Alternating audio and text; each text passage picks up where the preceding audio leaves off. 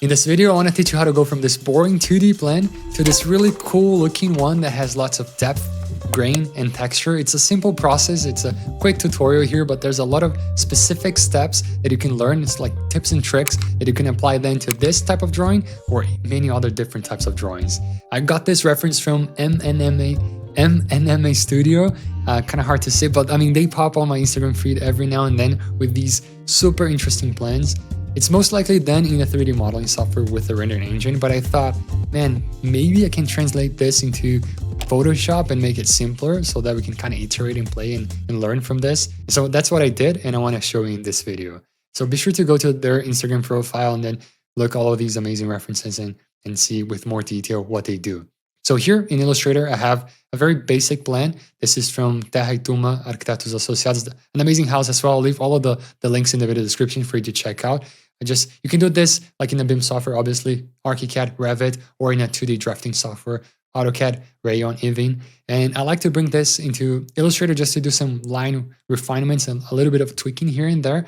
But this step here of Illustrator is not mandatory. You can come directly from your BIM or 2D software, 2D drafting software, but I like to use it in Illustrator so that I can actually then split this into, for example, what is cut elements on the walls. We're going to be using this in Photoshop. This is very important to have separated, and then all of the lines and do a little bit of treatment so that all of them, they have this very even and uniform thickness.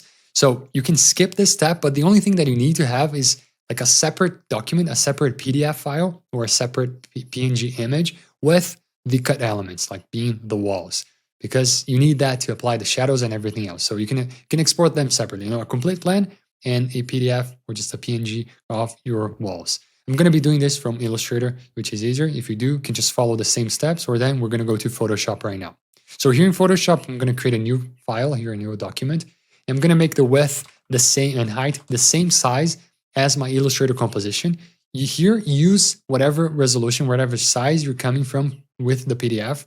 For example, if it's an A4, an A3, so on and so forth, so that you don't change the scale here in Photoshop. That's very important. Like, we want this to be up to scale at the end of the day. So yeah, so for me, a 4K resolution. And then I'm going to come here to File and Place Linked. And I like to place a linked. For example, let me do this base plan here in Illustrator, the .ai file. Crop to, I'm going to change it to Media Box, so that it counts the entire document and not just what's inside it. And so I like to place it linked, as I was saying, because then I can come here in Illustrator, for example, move a wall or change something, add a new detail, hit save, go to Photoshop, and that's linked, update it automatically. I mean, this is the best of both worlds. If you do place linked with PDF, you can always then update that PDF, save it. You should also update here in Photoshop. Okay, so with the PDF in here already placed in your Photoshop file, first things that I like to do is just start organizing my file. Right click here and just make it a striking color, just so that we know that this is the base and everything is going to go below it, or a few things are going to go above it. And well, if you look at the reference, the most striking part of the reference are the shadows, right? Those soft shadows. And so for that, we need the wall. So I'm going to come here to Illustrator, select all of them, do Control-C, and do Control-V over here in Photoshop, and I'm gonna paste that as a smart object. And if you do have that PDF with the walls separated, just place it above here. Make sure that this is a smart object as well. So let me align it very roughly, more or less like this. Photoshop is very forgiving. We don't have to be extra precise. So all right, so you're gonna have walls, and you're gonna have the plan. So I'm gonna place this. Let me just rename this to Long Shadow, and place this below the base plan. And so with that selected, go here to Filter, and then Blur Gallery. This is the important part, and then Path Blur. You can see that creates our shadow. I'm just gonna move this to the direction I want. I'm gonna be pretending that the sun is on the top right corner. And then you can change this based on the plan. Like, each plan will have maybe a better shadow that kind of tells the story of the space. So for me, I think something like this. And then you can see that the shadows are going both directions. So if we go to the settings here and go to centered blur and deactivated, there we go. So going only on the direction that we need. And if we then play with the speed, we can tell how far these shadows are going to go. So something more or less like this, but it's the taper slider that makes it look soft and really good. I found that 70%, something like that, is the value that works for this style, but you can always play with it and test different values. And before clicking OK, something that I like to do as well is just go to Field Blur, enable it. It's something subtle, but I think it does make a difference. Like it takes a bit of that kind of marked shape that we have and softens it a bit. And then I'm going to do high quality over here and then hit OK. Okay, it's already looking much better, but obviously we're gonna get there, right? So the second thing that if you look at the references, kind of makes sense is that it's not pure white, kind of like pretending that this is a photo, a top-down photo of like a paper maquette. So it's something like warm, like off-white, and we can do that. So let me just create a new solid color over here, down here, solid color. With the hue, it's around the number 30 something. You don't have to be too precise here. Something like, you can make it more yellow or more orange. Something like 30. The saturation goes between 4 and 8. I think this is a good value so that it's not pure white or not too saturated. And then the blackness values, something like 70, 75. You can always come back here since we're creating a color field. You can always come back here and tweak this. I'm going to pump the saturation a bit, like 6. There we have it. And then obviously place this below everything. So we're starting to get there. Okay, amazing. Now, if we look also at the references, so this is maybe like a clay render that they did, there's always like some rooms are darker than the others, so that we're drawing attention to the spaces that we kind of want to make it feel more open and more lit up. And so we can create a new layer above everything here, but below the base plan. I'm going to call this one darker areas. And with a selection tool like the polygonal lasso tool or even the marquee tool here, we can start making selections. And it doesn't have to be too precise. I mean, since we're drawing this below the base plan, the walls are going to hide everything. So more or less. And then with a brush, so shortcut B, I'm going to make it more big, somewhat big, but this is just a basic round brush with the hardness set to 0 here. And black as the color. I'm going to do an opacity of 10. And I'm going to start painting like very, very subtle. It cannot be too harsh or else it will look odd. If you end up creating like these harsher lines, you can always grab the eraser and just delete it so that it's very soft. And so you do this for every space that you think should have a bit more shadows, like corners, kind of emphasizing. And then be sure to just take off any excess, any spillovers. So I'll catch you in a little bit. I'm just going to do these spaces and show you the before and after because it does make a difference.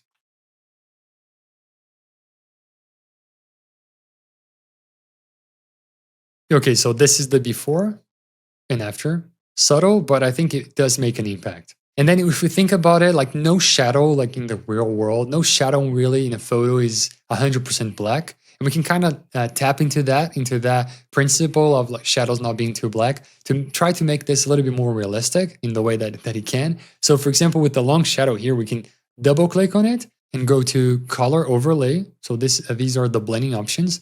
And if we apply something like a blue, not too saturated, but not like too dark, something like more or less like this, click OK. So normal, 100%.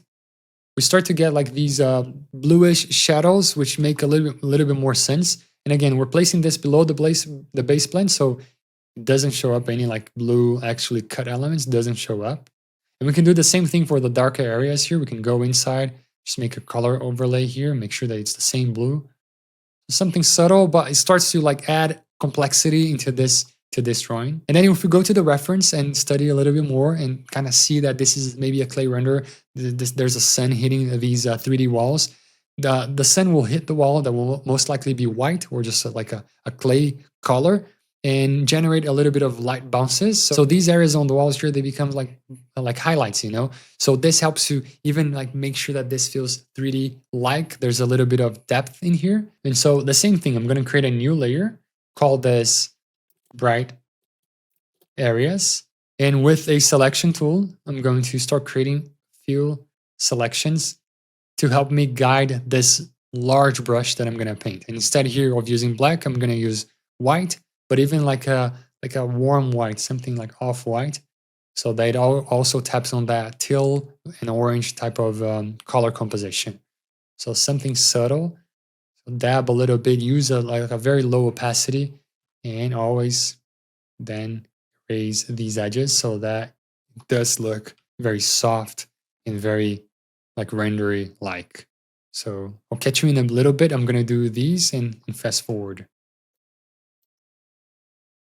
Now here I'm doing only with the walls, but you could, for example, to tweak this and make it your own and do with furniture, with what's actually like maybe more solid and not chairs and stuff, but like countertops and so on and so forth. So up to you. Like there's so much possibility. Once you understand the concept here, I mean, you can take it to many places. I'm just trying to follow the reference as close as possible so that we kind of incorporate, learn from this. And then obviously reference is just a starting point. And if you're going to be publishing this online, using this for an online portfolio, Instagram post, and so on, I really encourage you guys to make it your own and tweak this further and kind of give it your own personality so that it's not a straight copy. We're always using references to learn, always crediting the references, of course, but then taking this and kind of using for our own personal style or our own portfolio, right?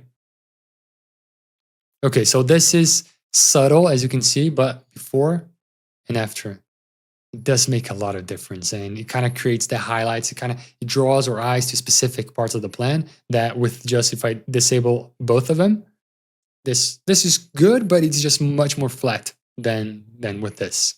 So I have here a dirt cut area that's like with a magic wand. I can just select this with the base plan selected, come down here and create a new solid color, and then start from this color and just grab the blackness value here and then just go down a little bit.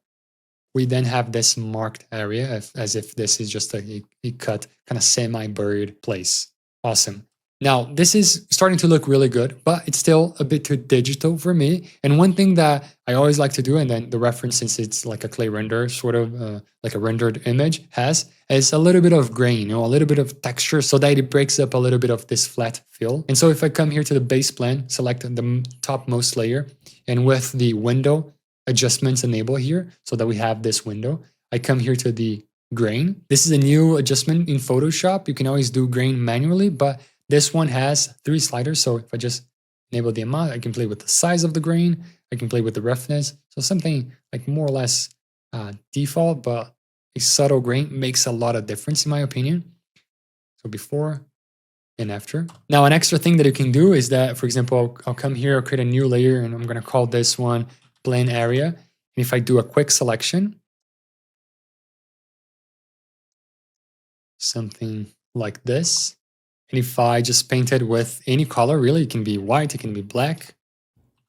And if I then take the fill out of it so that there's nothing in it, but then if I go to the blending options and do color overlay and find that off-white, not completely white, but just a little bit yellow, and take down the opacity a little bit, like a 5%, and do, for example, like an inner shadow, like this with, let me zoom in. So distance set to 0, but then with the size, I play with possibly the max here because of the size of this document, and play with the opacity, maybe like 70% to start with.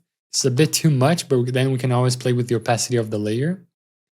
Like we start to kind of highlight a few areas of interest, sort of like it's a paper on top of a paper kind of effect. Now, 2 extra things that we can do here. We can then tap on this whole lightness versus darkness values and then create a new layer on top of everything here, but always below the grain so that it's affected by it. And then with the gradient, and I like to use the classic gradient here with, for example, the first one, I can then start to add like lightness versus darkness sort of values here, something more or less like this. You can always play with it later. But if I then change this to, so let's say, soft light, and then obviously reduce the opacity a bunch, you can start to intensify a few things. Light coming from this way, shadow being generated this way.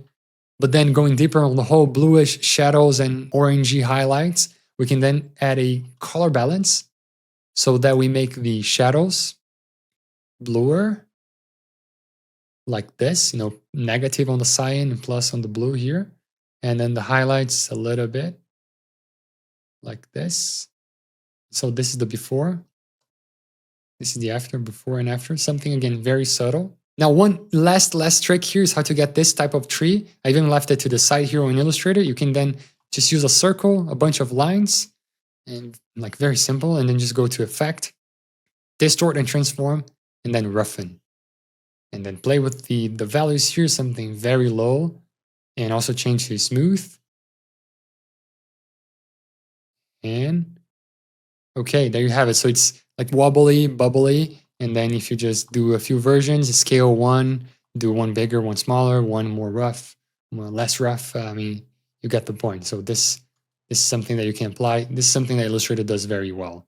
And then if you go to Photoshop and you think, man, this is a bit too dark for me, you can always then, on top of everything, but below the grain, for example, create a new levels adjustment and then play with the levels here. So something I sometimes like to do is make sure that my highlights are aligned with the first information of this graph. If I go past it, it will start to blow out some areas like here. But if I go just there, we still have information, but make sure that everything is kind of as bright as it can be without losing information. And then play with the rest, kind of add more contrast, less contrast, make it softer, make it darker as a whole. I like the levels adjustment a lot. And so with a few more tweaks, this is the final result. Hopefully you learned something new here. If you did, be sure to leave a like and subscribe to the channel. And I always like to bring these references and kind of study them, and I saw that this was a good opportunity to show you like long shadows, adjustments here and there, a little bit of a brush, a little bit of Illustrator. So let me know what you think in the comments below. I'll see you guys in the next video.